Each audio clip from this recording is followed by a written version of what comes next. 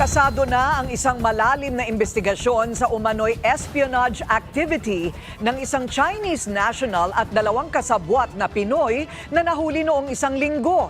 Inaalam na ng mga otoridad kung ito'y konektado sa mga iligal na pogo at sa isa pang hinihinalang Chinese spy na nasa kote naman noong isang taon.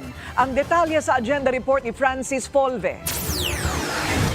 Isang issue of concern para sa AFP ang pag-espiya umano ng sospek na si Deng Yuanguing.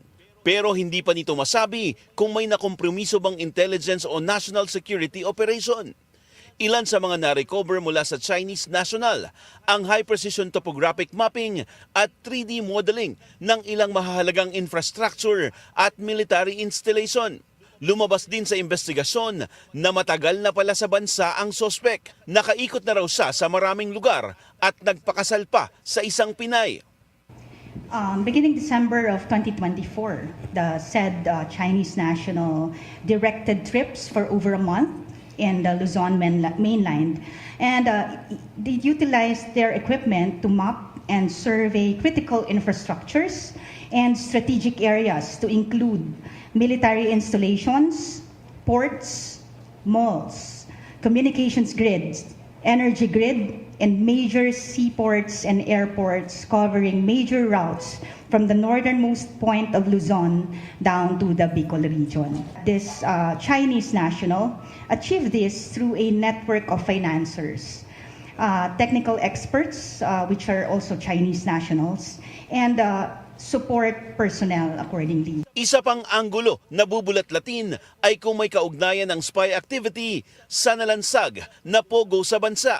Ang na-mention din dyan ng ating, notably ng ating Chief of Staff is the illegal part of the POGO operations.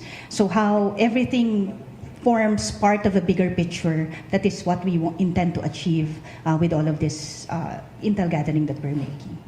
There is a pattern, and we only noticed the pattern when we started looking at the bigger picture and started connecting the dots. And these issues, which are not yet a threat to national security but may pose a risk to public safety, to peace and order. Hindi pa tukoy ng AFP kung may kaugnayan ng Chinese national na nahuli ng NBI sa isa pang pinaghihinalaang Chinese spy na nahuli naman ng PNP-CIDG noong Mayo 2024. Ayon kay PNP Public Information Office Chief Colonel Randolph Tuanyo, hawak na ng ACG ang impormasyon mula sa cellphone ng umano'y espiya. Base sa mga impormasyon na ito, mas palalakasin daw ng PNP at AFP ang kanilang ugnayan. Ang ACG at ang CIDG po ay nag-meeting tungkol sa mga kasong pinali nila doon sa mga spy na yan at yung sa mga nakuha nilang mga impormasyon na nakuha ng ACG doon sa cellphone na nakuha nila. Pagmula dyan, makikipag-usap ang request po ni Director CIDG na makikipagpulong po siya sa ISAP. Naghigpit ng seguridad sa mga kampo ng AFP at PNP. Panawagan nila sa publiko, agad ipagbigay alam sa otoridad kapag may kahina-hinalang personalidad sa inyong komunidad. Para sa agenda, Francis Polve, Belenario News Channel.